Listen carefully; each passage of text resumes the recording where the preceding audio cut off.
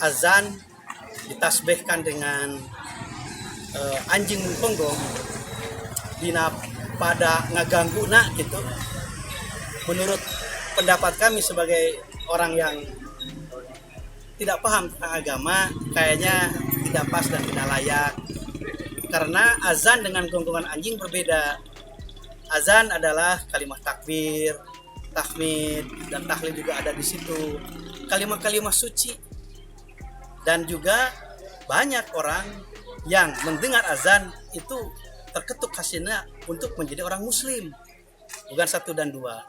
Yang kedua, azan adalah peringatan untuk mereka yang sedang bekerja. Dengan adanya azan, mereka teringatkan untuk melaksanakan sholat dan yang lainnya. Oleh karena itu, saya atas nama komunitas Pondok Pesantren Jawa Barat tidak sependapat dengan ditasbihkannya, diumpamakannya gonggongan anjing dengan azan. Kalaupun mau ada pengaturan tentang silahkan, tetapi tidak kesana kemari. Dan juga hal semacam itu harus memenuhi kebutuhan, situasi dan kondisi. Karena memang kita pun sebagai umat beragama dan kita adalah mayoritas. Wajar kalau ada orang-orang yang tidak sepakat dengan kegiatan-kegiatan yang selalu dilaksanakan, dan hal itu wajar oleh mayoritas. Sebetulnya alasannya apa sih Pak? Bisa sampai seperti itu? Saya tidak tahu persis ya. Tapi kita juga memahami itu ada surat edaran. Kalau saya secara politis, surat edaran kan tidak memiliki kekuatan hukum. Artinya tidak ada sanksi dalam surat edaran tersebut. Tapi semua kembali kepada masyarakat. Silakan tafsirkan. Tetapi harapan kami Pak Menteri tidak menyampaikan hal-hal yang membuat masyarakat. Apalagi sekarang bulan suci Ramadan dekat. Sebentar lagi.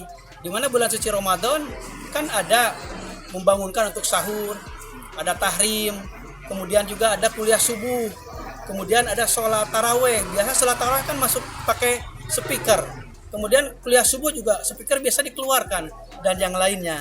Ya menurut kami harus ada komunikasi yang lebih intens dan informasi yang lebih akurat dan jelas kepada masyarakat sehingga tidak terjadi polemik seperti macam ini, terutama kepada kelompok para kaum muslim. Pak, ini kan sudah menjadi resah ya.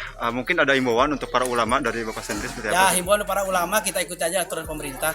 Insya Allah mungkin ini untuk kebaikan, dan juga kami pun akan berkomunikasi dengan beliau supaya menjelaskan tidak dengan emosional, kemudian menjelaskan dengan bi'afwahim, dengan lemah lembut, di hikmah dan mobil ihsanah, menyampaikan seperti itu. Oke. Kedepannya perlu kan Pak ulama dilibatkan dalam pembentukan peraturan gitu Pak? Ya, kan dalam membuat sebuah peraturan itu kan ada uji intelektualitas. Setiap perda itu pasti ada keterlibatan kaum cendekiawan. Saya juga kan mantan DPR. Jadi kalau DPR membuat sebuah keputusan, perda itu harus ada uji material yang melibatkan apa yang akan dibuat ini.